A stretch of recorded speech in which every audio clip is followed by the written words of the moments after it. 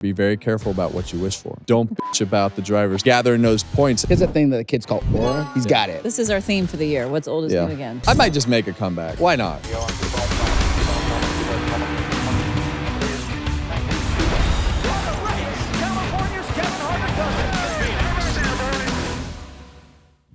Welcome to Kevin Harvick's Happy Hour, presented by NASCAR on Fox. I'm Kevin Harvick. She's Kaitlyn Vincie.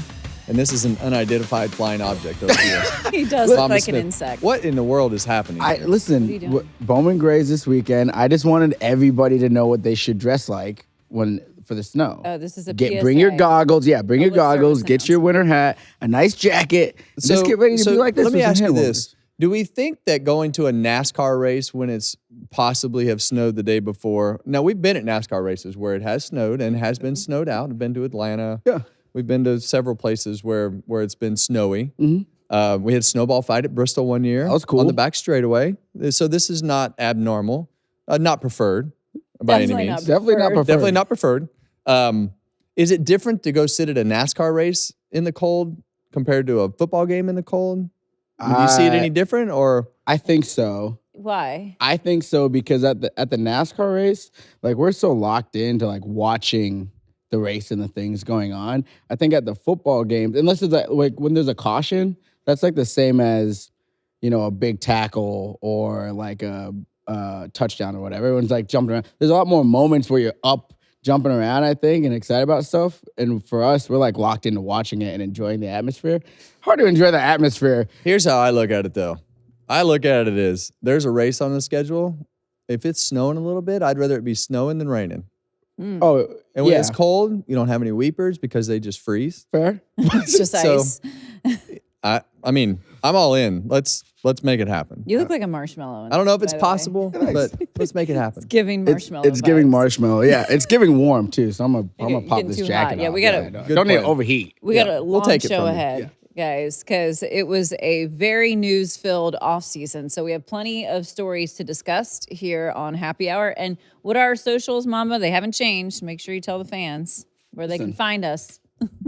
Harvick. Harvick. Harvick. It's Harvick. Okay. I know it's been a long offseason. It's been a long offseason. Harvick. Happy Pod. There you go. That's it. Nailed We it. get it. Nailed Good it. job. Yeah. You can go home. Way to Pick spit one. it out. I got you. Listen, I will say it's been a long offseason for this Harvick. He won though. He won a race. I was like, over the it's not offseason. even February and he's already won. Well, no. First of all, I took him. I don't think. Did you win last year? I did. When? Remember, this is the whole controversy with the doubleheader. I won the first one.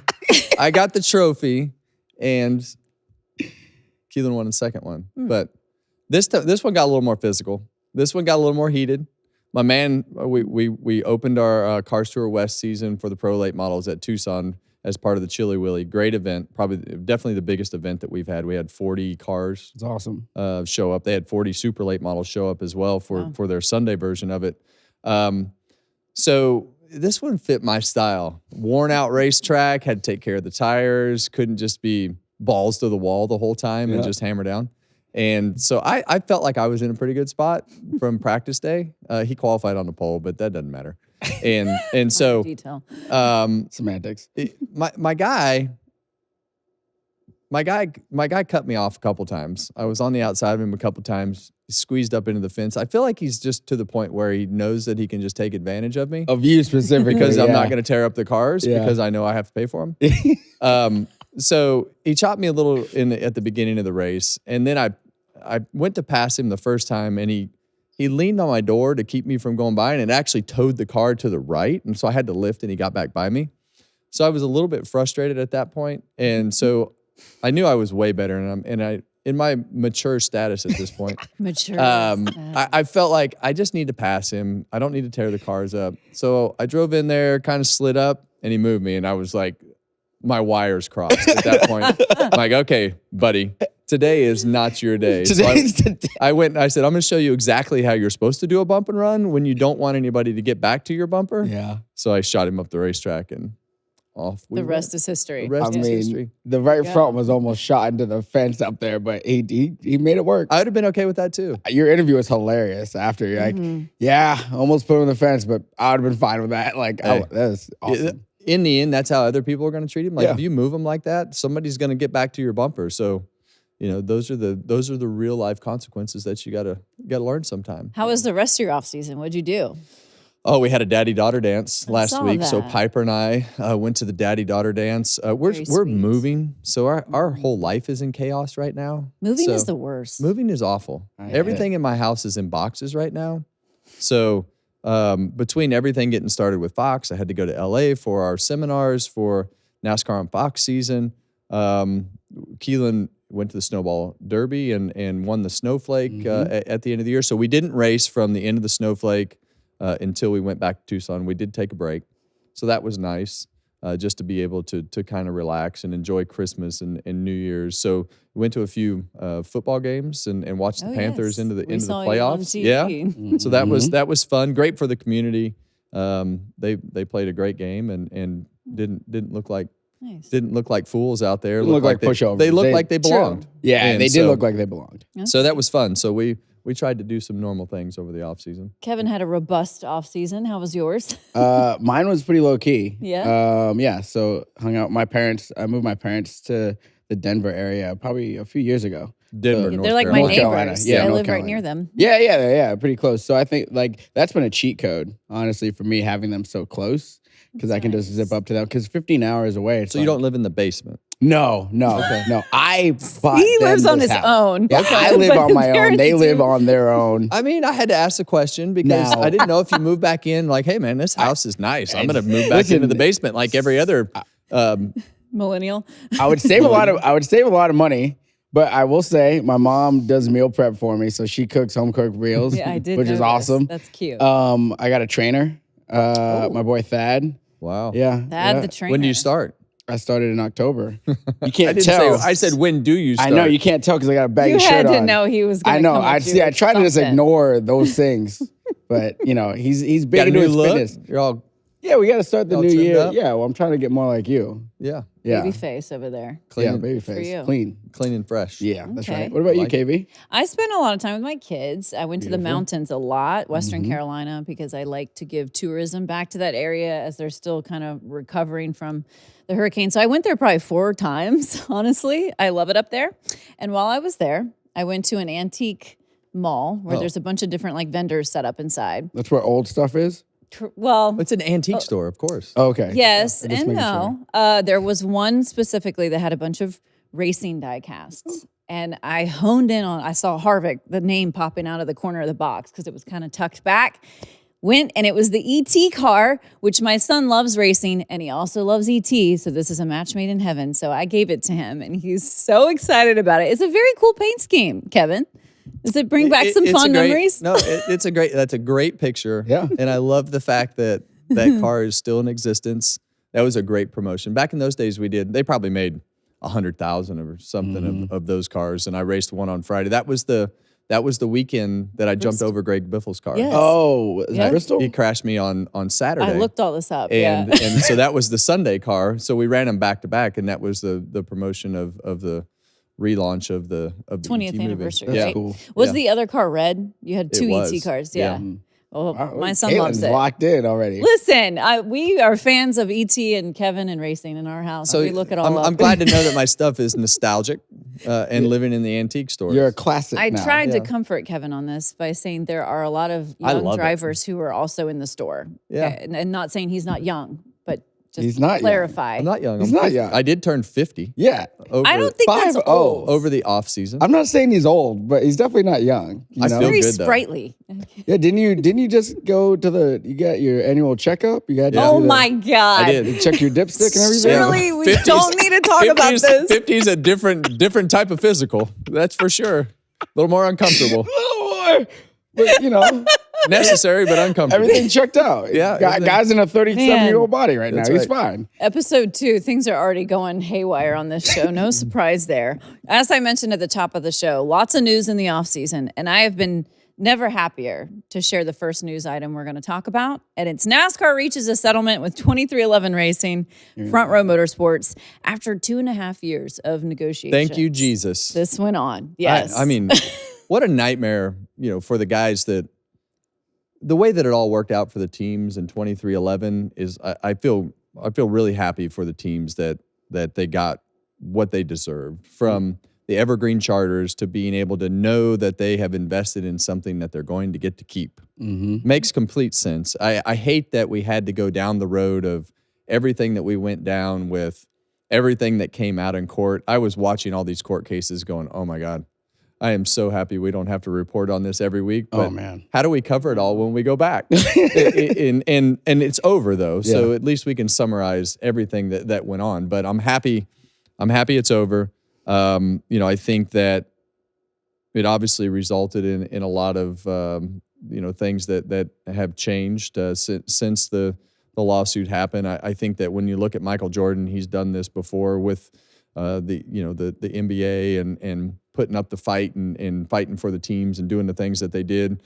Denny Hamlin, he went through a year last year from a pressure standpoint with everything that he was doing for the championship and going through this lawsuit, trying to run his team and everything that they were trying to navigate. And then you look at it from the NASCAR side, trying to grow the sport and trying to do everything that you're doing while you're being sued in this, at a high level from a very public figure in Michael Jordan. How do you win? But ultimately, in the end, just from, I wasn't in the court or, just watching all of Bob's reports and everybody who was reporting on everything, it seemed like a pretty one-sided fight. It seemed like 23-11 pretty much took it to NASCAR from everything that went on. And in the end, I think NASCAR just decided that we're not going to win this and we need to settle this and get this over with. A big thanks to Bob Pockris, by the way, because the media, boots on the ground, were very helpful in disseminating all the information of things that was going on at the trial. Big word. But it was going to take somebody like Michael Jordan to challenge the system and rise to this task at hand. Yeah, well, scared money don't make money, and Michael Jordan's made a lot of it, so he ain't scared. And, to Kevin's point, like, just how it all came down, watching it, it was like when you're watching your family members like fight at the Thanksgiving table. It's just like it sucked watching it because you have friends on both sides of this. We're all a part of this whole thing, and the teams deserved to have the evergreen charters that needed to be in place. And for most people that I spoke to, like, that part seemed like a no-brainer, like on both sides. It didn't seem like that should have been even a huge question of the matter. I think it was how we got to that point, which ultimately was the question. And they put up the good fight. They did what they had to do. And I'm glad everyone settled. I wish it would have settled before we even got to it. I feel like we didn't need to go into it, and we could have gotten to the same point, if not better. And a lot of things ended up being a lot of slander. That's the part I hated. This could have been settled in like one meeting. Yeah.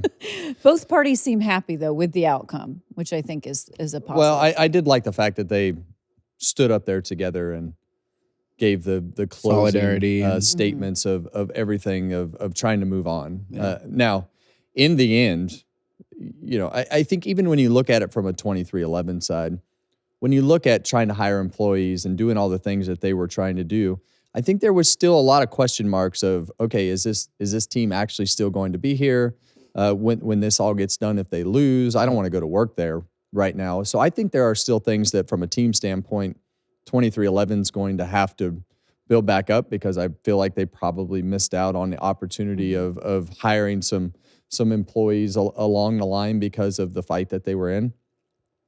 From a NASCAR side, I believe that they have an opportunity to really look at themselves and say, okay, what did we learn through all this, and how can we reshape our company to this is a good opportunity to reshape things and the internal structure of how it all happened. Obviously, Steve Phelps, he stepped down after this was all said and done, and we know that the comments that he made about Richard Childress and what he said in those texts became public.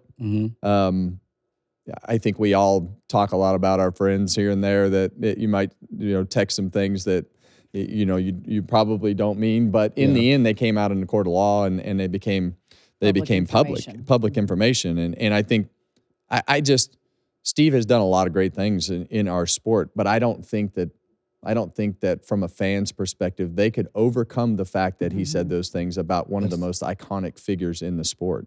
And save face. And so I think that somebody was going to have to take the fall in the end, whether it was Steve Phelps or Jim France or Steve O'Donnell, whoever it was, and ultimately it was the commissioner, Steve Phelps. And I mean, do we need a commissioner? Well, I don't think anybody wants to be like other sports. I don't think we need a commissioner. I don't want to hear about football. I don't want to hear about anything. I want it to be, we're racing. And I think we heard, Dale Jr. especially talk about, we're different. Our fans are different than other sports. It says they have no plans, obviously, to replace the commissioner at this time when they announced that Steve Phelps was resigning. Yeah. To your point, like, I think all of my interactions I ever had with Steve Phelps over the years were very positive. Like, he would stop, talk to you on pit road, shake your hand. He would come to our Fox Sports seminars and address the state of the sport. I felt like he did a lot of good things. He helped bring the sport back after COVID. That was him kind of spearheading all of those efforts.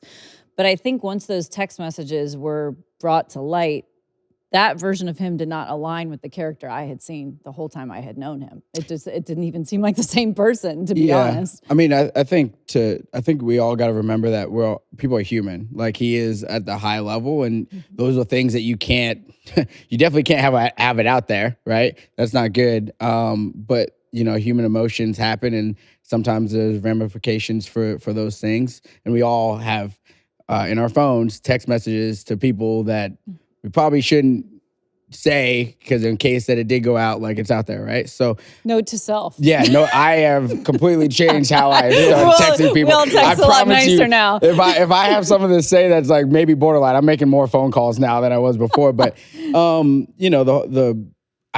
Kevin's point, like, somebody had to take the L. They wouldn't on have that. been able to recover And from that without you, making a change. You had to make some type of change, and it happened.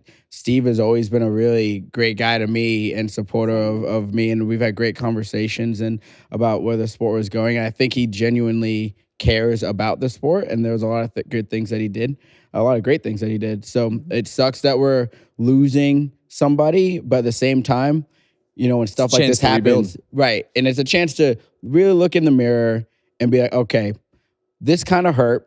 How do we learn from this? Because that's the funny thing about pain is it makes people learn lessons. At least it should. And then the other thing that I just want to note real quick was the 23-11 and the NASCAR piece. One thing that kind of gets mixed up in all this is the amount of partners that were NASCAR official partners and also 23-11 partners is interesting and what level they're at, right? DoorDash was a partner of 23-11 and NASCAR at the same time. Xfinity was a partner of NASCAR and 23-11 at the same time. They just announced this new one with Hardee's. Hardee's going to be at 23-11 and it's at NASCAR. Like, it's very interesting. And some of those things were happening already, right? And some of them happened probably right after I announced at the same time. It's interesting how the relationship is, because you got a brand that's in the middle of both of it. And if it were mine, and I would look at this, and you hear, we'll talk about the chase later and going back on the format. You talk about, I just believe that the culture that I was brought up in this sport, that badass, don't care about what everybody else thinks. We are NASCAR racing. We are different than everybody else. We don't need to care about everything that's happening in the world. We need to stay in our lane and not react to every single situation that happens. I think that's important. I think that badass culture that we are, and not trying to soften that up to make it fair for everybody, like we did with some other box. Yeah, we don't need to fit in another box. We need to keep that badass culture that's always been NASCAR racing, and not try to fit into every box that falls along the way. Let's stay in our lane and do the things that make us great. And I think that just watching and listening to people inside the sport, it feels like we're going to head back down that direction. And that is good for the sport and being able to be who we are and not worry about trying to be something else. And we don't want to be basketball. Basketball's falling apart. You're not the NFL. He's right. You're never going to own our identity.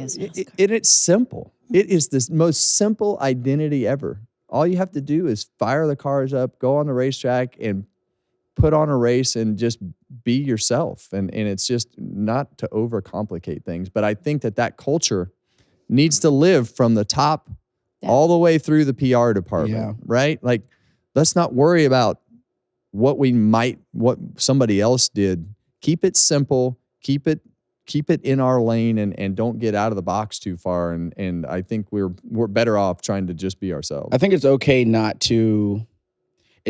for us not to be the NFL or be Major League Baseball. It's okay for us to not. I've had a lot of thought about this over the offseason. It's because I talk to more people than probably most do on whether they're in the industry or fans. And I just come to this like thought where it's like, it's okay to just be in our box to your point, and to really own it and look at what works in other places, but not try to be 100% those other things. Like, I want this sport to grow as much as it possibly can, because I think this is the best sport in all of sports. However, maybe it won't, but that's okay, because if we are here and around and are still putting race cars on track, and fans are still excited and brands are still coming, like, does it matter if we're it's, you know what I mean? It's It's really fine. simple, right? Like when we redid the Daytona International Speedway and we started calling the front stretch grandstands the stadium section. Like, we're not in a stadium. We're in a racetrack. Right. It's the front stretch grandstands, right? Yep. Like, it's just simple things like that to me that just sometimes fly all over me, that we want to get outside of the culture that we have. Just keep it simple. Keep it in our lane. Yeah. Do the things that got us here right, and not overthink it. And in the end, the playoff format, it was going to create this great 7th game moment that we were supposed to have and everybody was going to tune in. Didn't happen. Never happened. Took a long time to get back. We're back on a track where, you know, your season matters, the points matter, and we're going to crown a champion that everybody can be proud of. We're talking about authenticity to NASCAR, and Kevin just mentioned it. The format has changed once again. Back to the Chase Championship for this season. NASCAR announced it. This was met widely with a lot of positive reception, I thought, from the competitors, the fans, the industry. You guys have been talking about it. I think Chase Elliott's always kind of said it best, too. We are racing. We don't need to be like other sports. What works for them may not work for us. Now we're back to this. You certainly were a proponent of changing the format. Now there's no more win and you're in. All that's over. Yeah. So I got to assume you're quite happy with it. It is. And I think it's a great compromise. There's a lot of parties involved. You got the television who wants, you know, they want those cuts every 3 races, and they want those moments, but they're fabricated, right? And you know, you see moments like that you know, in the end, Denny Hamlin had the best playoffs, right? And probably, arguably, he had one of the best seasons. One of the best but his seasons, playoffs were pretty stout. Yes. And in the end, it came down to a pit call that cost him the opportunity. And it's just those one moments are great, but how many of those one moments have we seen after a season-long battle of points to be able to crown the champion, and it came down to that moment, and then everybody's fine with it because you've got so many things that led to that one moment, that the one moment doesn't make or break your season. And it just where we landed with the chase and the points and getting more points for winning, I think that was a great addition to the format, to be able to still put that emphasis on winning, because winning still has to be important. But when you get a DNF, it needs to hurt. It's going to hurt now. It's going to hurt. Definitely is And I now. think it's going to affect. It's going to affect guys. I mean, Kyle Larson has the most amount of DNFs. You know, he's right up on the top of the list with the highest in DNFs, and it's going to make guys like Chase Elliott, who are consistent and can be able to put together week after week after week. But also, those are the types of guys that can take a 15th place car and finish 5th. The Joey Logano's, Chase Elliott, William Byron's working his way there. Those days where you struggle and you can do it better than other people, those days need to matter as well. So it's going to change. It's going to change a lot of the things that happen.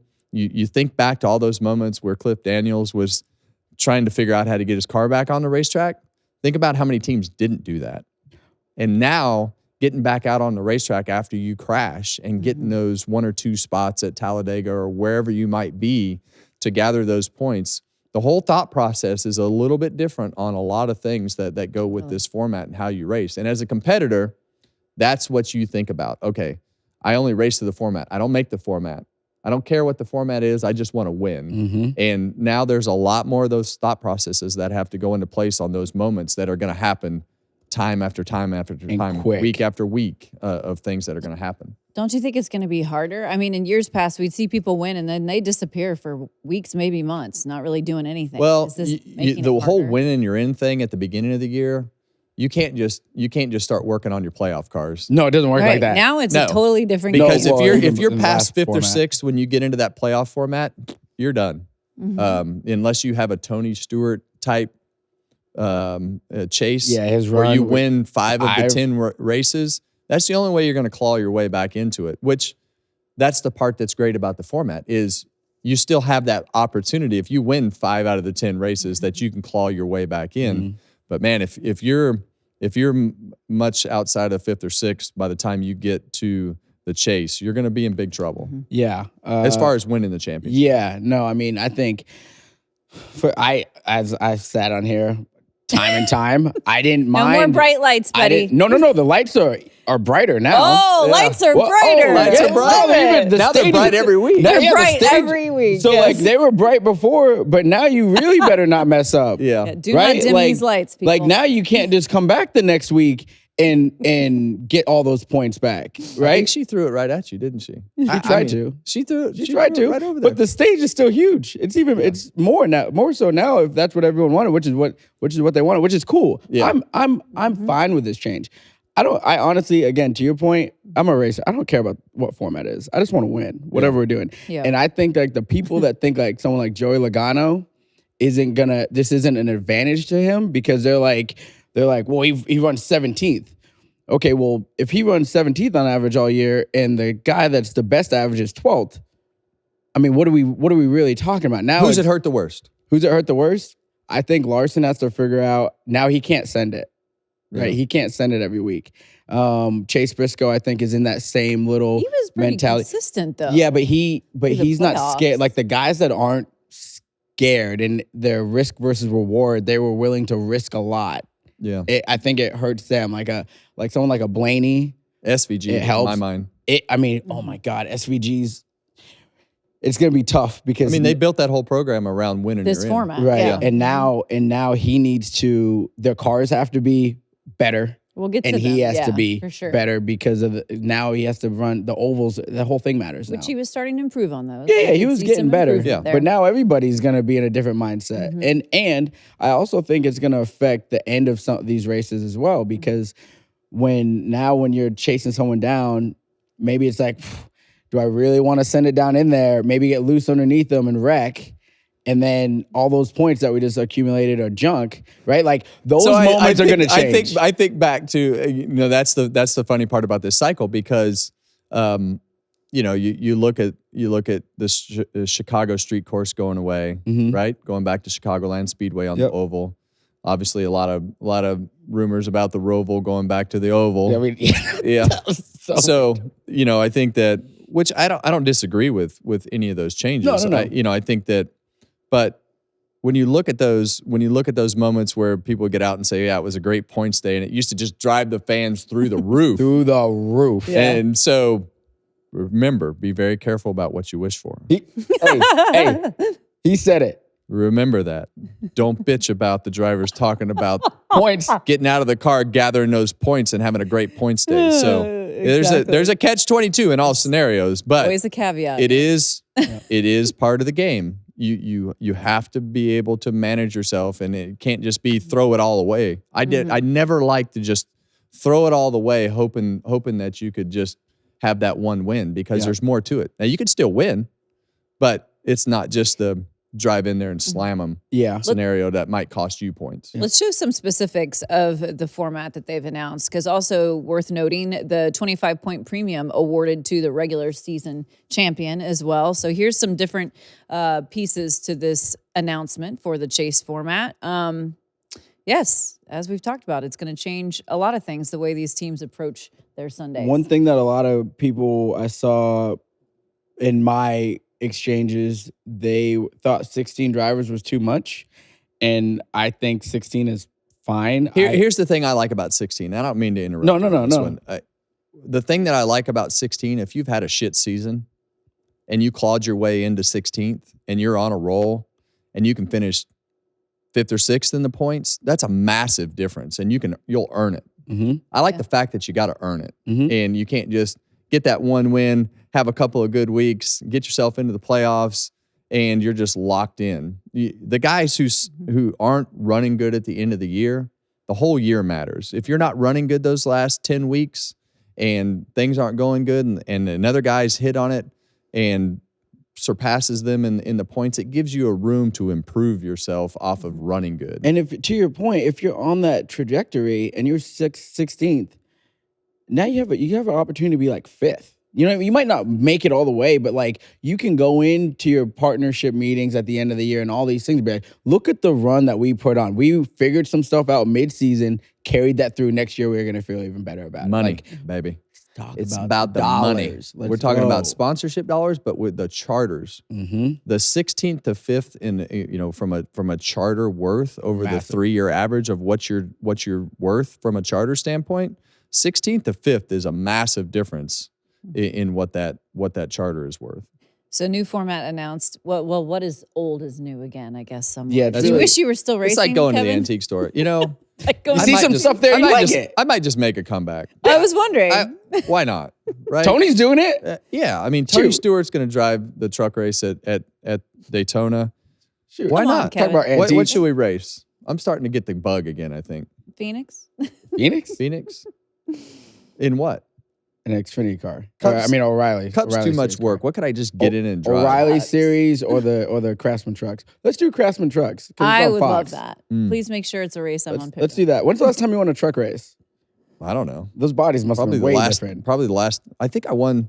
Well, I didn't. I know I won the last. We won the owners championship, and then I think we won the race as well. I think at KHI, I ran a couple other truck races when we sold the team as part of the deal. Got myself in trouble. Got a hammer thrown at me. Remember that? That was cool. Yeah, made a fool out of myself, but I was good at that. The 2 might be available still. You might be able to even jump back in the 2. You won a lot more in the 2 than the 33. I did. Yeah, Well, I think as a kid, Hornaday ran the 33 the most. Hornaday ran a 33. Yeah. So the 2 truck was kind of our all-star truck. Crafton ran the 6 for you guys. He ran the first year in the 6, 6. yeah. And then Hornaday took over the second year. Yeah. I like what I'm hearing, that Kevin may potentially run a truck race. If you do, let me get a radio. I just want to be able to tap in every once in a while, see how you're doing. Yeah, I mean, it seems like we're going back to what's old is new again, so That's what I'm saying. why not? This is our theme for the year. What's old is new again. Who would my sponsor be? I bet money we could get Good Reg to come back on this thing. That'd be cool. But let's just call Bush. Bush, that's what I'm saying. Bush? So I pointed at the hood. Let's just call Bush. I don't know. Hang on. Sounds like a lot of work. No, it's not. No, real quick though, did you see Late model racing's pretty fun. This is way off topic, but because you brought Bush up, Josh Jones posted Anheuser-Busch's new it was a new content on their Instagram with the Clydesdale and this bird that turned into an eagle. It is awesome. Have I ever told you the story No. about when we announced the Budweiser deal? No. All right. We're a little off topic. I love story time. Great story. So in 2010, we lost Shell. 2011, Budweiser was coming on board. Yeah. So they Budweiser was always through the roof on activation and the things that they did. So we announced the Budweiser deal. My very first appearance was in New Orleans after it was at the end of 2010. And I rode the hitch of the Clydesdales. The Clydesdales, we rode them from downtown down to Bourbon Street. Oh my. They shut Bourbon Street down. Oh, this sounds like a good And time. we delivered beer to the top 10 wholesalers on Bourbon That's Street. cool. Hell One yeah. one event at a time. So Hell yeah. I'd get off the Clydesdale, I'd get off the hitch, walk down, deliver the beer to the bar, get back up on the hitch, we'd ride to the next one. Listen, So, man, Did that's anybody what throw beads at you?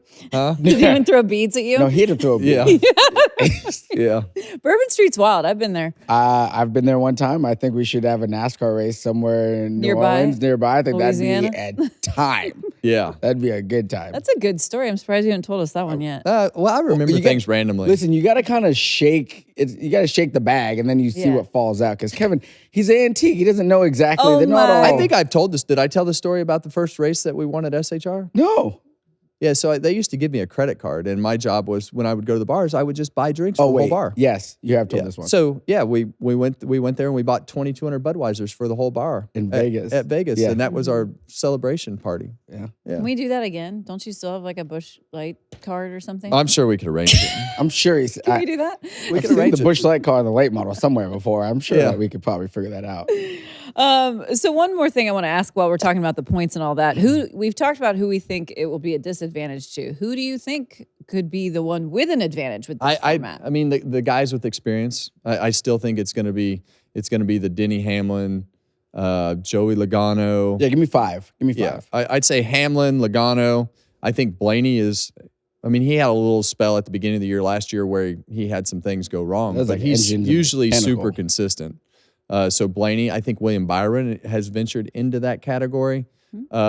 Chase Elliott? Maybe? Chase Elliott, I mean, when you look at his stats, I mean, they're finishers. They're old school racers. And I think that style of racing is going to matter to be able to gather all those points. Yeah. There you go. It's different now, right? Like, you're not guessing who's in the final four, who I'm will kind of be. glad that's over. So, like, like top five, right? Because that's really what it's kind of all you can kind of guess it off of.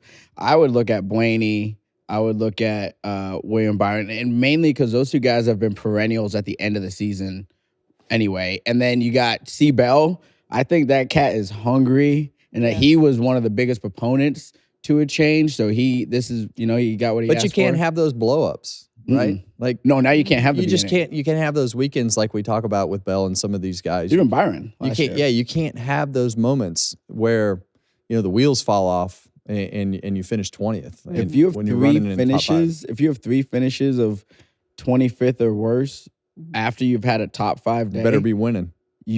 Like flipping that back over is not going to be multiple wins. Easy. It's a whole lot easier, and a lot of that'll start at Daytona. They will be taking points, and it starts in those qualifying races, and they start gathering points there, and you better start counting them. And Clint Boyer he hates when I talk about this, but it is more important now, just like it used to be. You better start counting those points. I could see a Briscoe doing well with this format because Briscoe's going to do better anyway. Yeah, because of the fact that they're on year 2. Yeah. And the thing about the Briscoe team, how do you come back and carry that same enthusiasm of preparation? James has got to stay hard on Chase with everything that he did last year. Maybe even go at him a little bit harder because carrying that enthusiasm. We talk about this on here. How do you carry that enthusiasm every single week? Yeah. And this is what Jimmy Johnson and Chad Knaus created, right? And I've talked about this after we won in 14. The first conversation we had is, okay, how do we be like the 48? How do we carry that enthusiasm and what they do on an every single week basis? It's hard. And with this car, it's going to be even harder. So you're going to see some guys that have the same trend. They're going to fire off good in for the first 5 or 6 weeks. Going to start to stumble, and then you're going to see some other teams start to make it up. But you look at a guy like Joey Logano that can take those weeks where they're struggling, which I'm worried about the Fords in general.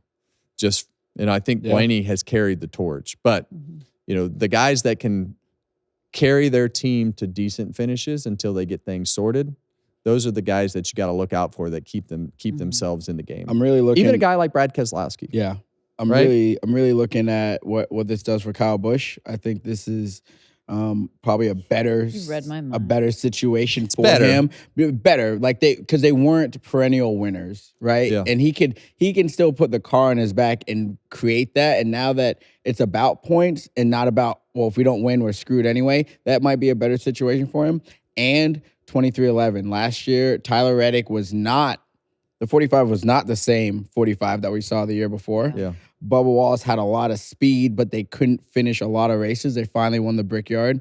So, like, what are those two guys? Obviously, they got Riley Herbst on year 2, but what are those guys and what's that team going to do this year? The lawsuit thing is gone. Now you can focus in on just race cars. What do we got? Reddick's got to win.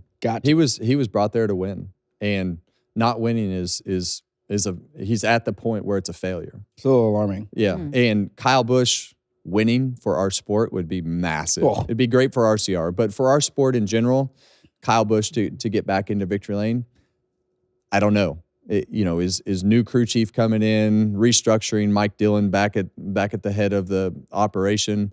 Will the RCR cars be better? But Kyle Busch can't spin out and wreck as much as he did either if he's going to be in the game. But Kyle Busch winning, we just need Kyle Busch to win one race because he is such an intricate part of the sport, just the sport in general. And I hate to see where it's at right now for him because whenever he does retire, you don't want that legacy to go out like Jimmy Johnson did, right? Yeah. Where you go 3 years without winning races, and to me, I'm rooting for Kyle Busch. That's rare. He's still rooting for Kyle. I mean, post career, I root for Kyle Busch because it sucks when you see something that's been so successful not be in victory lane. And he's still great. That's the thing. He still has all the tools. It's not like I don't think he's missed a step or lost a step. I just think it hasn't come together with this car, and they need to figure that out. Well, you guys are talking about Kyle Busch, which Kevin mentioned it. Jim Pullman, now the crew chief for him, who helped guide Justin Allgaier, of course, to a championship in the Xfinity Series. That will be the guy on top of the pit box for Kyle in 2026. So what about Trackhouse? How do you think this dynamic is going to be this year with their trio of drivers? Yeah, well, I think that there's a lot of questions, right? Like they've made a number of changes within their organization. Got 2 new crew chiefs with their cars. They've got a new driver with Connor Zilisch coming in to replace Daniel Suarez. I think that SVG he got a lot better on the ovals. He's obviously changed the game on road courses. He's going to get back to victory lane. The interesting dynamic to me is on the road courses, how does Connor adapt to the road courses, and does he get to the point where they competed like they did in the O'Reilly Series, Grand National Series, in the Grand National Series? Do they compete like they did head to head in the Grand National Series? And is there a possibility that they split those races up with their dominance? So I think Connor has a high ceiling of potential. I think SVG has a high ceiling of potential, even on the ovals, with the progression that he's had. We saw him run great at the Clash last year. We saw him start to run better on the 1.5 miles with some top 10s. Connor's got a whole new world in front of him. I actually got to sit down with Connor and do an interview for the pre-race at the Clash. And, there's just so many things that he's going to have to navigate. And I think that it's just how does he acclimate to the car and the style of racing and all the things that go with Cup racing. There's as big a step as you're ever going to take in your career going from Grand National to Cup. So it's very the dynamic. You expect Ross Chastain to win, right? Like we just said this about Tyler Reddick. He's got to win. Ross has to win. He has the work ethic. He has the talent. He has everything that he needs personally. And it all comes down to how fast the cars are for all of these guys, especially when it comes to the ovals. Yeah. I'll be curious to see how Connor and SVG elevate each other. Rising tides raise all ships, as they say. Yeah, their own toughest competitors will be each other on those road courses. Yeah, I mean, in the O'Reilly Series, Grand National Series, they were definitely throwing haymakers at each other whenever they could. And here it's completely different because there SVG wasn't racing for anything but the win. Yeah. Connor was, obviously he was already in what was the playoffs then, but like they were racing for different things. Now when you're at the top level, when you guys wreck each other, your owner is going to feel a lot different about that than how Dale Jr. was feeling about it last year. So I think their relationship is going to change, and iron should sharpen iron in that situation. I think the interesting part for SVG, last year I remember he posted a video, I think it was from Vegas, explaining the air moving, and there's a video of him on track, the air moving, how close to the wall, the lanes, all the things, and he's learning this stuff real time. And he was explaining it as his racing IQ is super high. Super high. So his floor is high, and what pushes his ceiling higher, because we don't know what he could be, because he's basically in year 2, right? I mean, it's like we don't know exactly what this will be on the oval. So I would expect a lot out of him. And then you look at Connor Zilisch. He's like, when you look at other sports, he's like the guy that came from outside the U.S., playing now sports in the U.S., and you expect him to be at a high level because he's a world-class athlete. He's a world-class driver, right? He's been racing with grown men at the top series all over the world. But it's different here, and we're different here. And now you're racing with specialists in this and how he can elevate and become one of those specialists. But he has everything. He has that thing that the kids call aura. He's got it. Like, he's got the it factor. He's a clean look. He's a well-spoken kid. Everyone likes him. And then he's personable. super smart. Super smart. And then you got Ross. And Ross is your workhorse. And he's been leading this team, I think, for a while as far as holding it all together, right? Because Daniel was on 1-year deal after 1-year deal. Ross has kind of been your cornerstone to your franchise. And he's done a great job in the media. He wins big races, but he has to win more than one. Yeah. Especially with this deal. And he's another one that can be sneaky with this point system. That's what I was because just he's a thinking. grinder. Yep. Yeah. And you know, I think that we left him out earlier Agreed. of being able to take a 15th place car, which he had a lot last year, and finish in the top 10 with it and sneak out some top 5s. Ross is one of those guys that can grind those out. But if Ross Chastain isn't winning races, your cars aren't fast enough. Mm-hmm. That's a fair, yeah. That's the bottom line. He's Ross as good as Chastain, anybody else, I He think. should be winning multiple races every year. And if you're not winning races, your cars are not fast enough. You guys have been talking Now, about hold on. Uh-oh. We got a wild card in all this. They do have a new body. They do have a new body. That is a They do have a definite new body. worth noting that. Chevrolet Yes. has a new body. So, with What this happens car, with a new body, With growing Kevin? pains I don't think come you'll with see it that. at Bowman Gray. I think that, but when you get to Daytona, you got to work the balance out. So I think that there is going to be some there might not be, but I mean there's going to be. They might be great on super speedways. They might be great on short tracks. They might be great on intermediates. We don't really know that yet. They're guessing. Mm-hmm. They've done no more than guess at this point. They can tell you whatever they want, but they're going to have to work out the balance of that new body. It will take them some time to get it worked out on all the tracks. They're probably going to hit it somewhere. Yeah. But I don't think any of us know exactly which type of track. Anytime a new body's introduced, it does come with some growing pains. So I had a funny story I wanted to add really fast on Connor Zilic. Uh-huh. When we were at the hangar shoot, you know, the room with all the extras, we had a very cool room where there's 30 extras in there. It was weird. Kyle, the shots looked amazing. Shots looked great, but it was weird. Doing it probably is So weird. Kyle Busch was in there and Connor Zilic was on deck. And Kyle Busch yells out to me, he said, "Hey, Connor, I found all your extras for when you get hurt again." Oh, man. I was like, oh, that's a burner. That's pretty Kyle has he's one-liners. witty humor. Bro, he's Yeah. funny. He's pretty witty. I gotta hand it to him. Yeah. Oh, Well, the hangar shoot. it'll be interesting. Yeah, we're hoping for no injuries, Connor. We don't want to put that energy out there. Kyle So Busch won a championship and missed 11 races. He This broke is he true. broke two Or however legs. many he legs. missed. Two legs. Yeah. I can't remember who finished second, but Again, those are the things we're gonna remember about Kyle. yeah. So one other little story that kind of matriculated for a bit was Chris Gabehart. what was Another that big word? word. Can you say that again, please? Matriculated? Say it slowly so we can try to. I'll give you another word. It's circled around. Matriculated. Oh, that's what that means? Matriculated. Okay, I circled like around. that. Circle Yeah. around. Okay.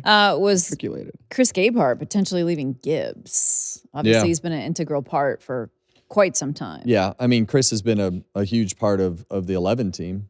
You know, I think that. So as a business owner for me going through the years, it's always interesting the difference in a crew chief and a general manager, competition director, whatever it is. And you know, I think that there's some of those crew chiefs that can step out of that box and do things in another role. Some are just built for crew chief, right? Mm-hmm. So it is interesting to see how all of this unfolded with Chris Gabehart and everything that happened at Joe Gibbs Racing. So not sure the details of what, why, or you know how it all played out. But you know, I think that Chris is a smart guy. Obviously, he's been right there, won a lot of races with Denny Hamlin, won a lot of races in other divisions, and you know, I think the interesting part to me is last year I would say the 11 team was as good as they've ever been. With a different crew chief. With a different crew chief. Now I think Chris being you know on the competition side and still being there helped that 11 teams stay together.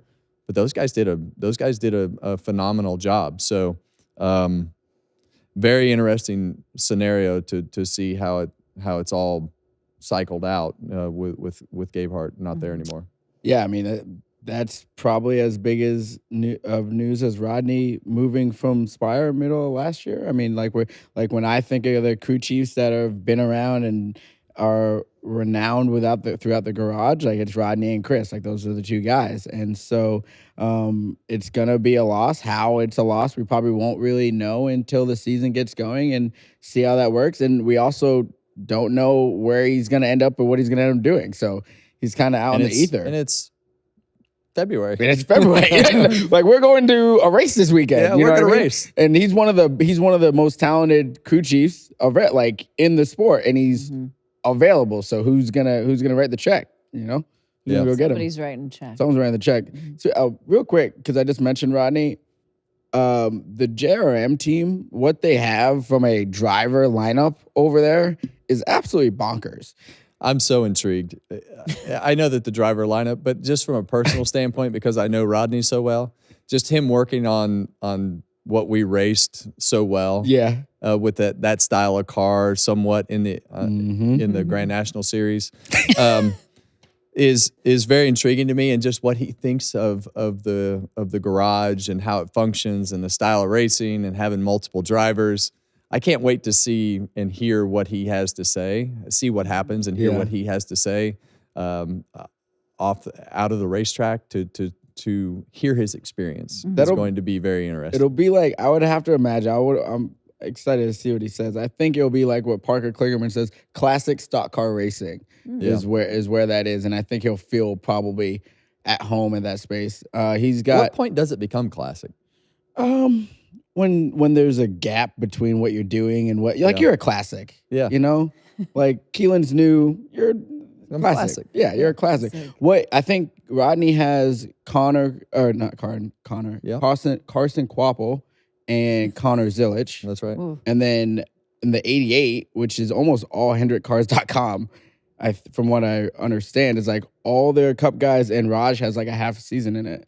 So like what the information and the things going on at JRM are pretty high level. I would say. And I think it's for Kvapil, I think it's really interesting because he's a winner and he's really good at what he does. I think he had a bad situation with what he was doing last year in the scenario. And I think the evolution that we'll see Carson go through, just having a leader like Rodney and the experience that Rodney has, is going to be fun to watch as well. There are many reasons to be intrigued as we look towards the 2026 I can't wait. season. I love this time of season. All of love it. the series. So we will see everyone once again Tuesday after the Clash. First race of the year in a snowy, potentially Winston-Salem venue. We can't wait for it. So make sure you follow us on social media, subscribe on YouTube, wherever you get your podcasts, and we will see you all after the Clash.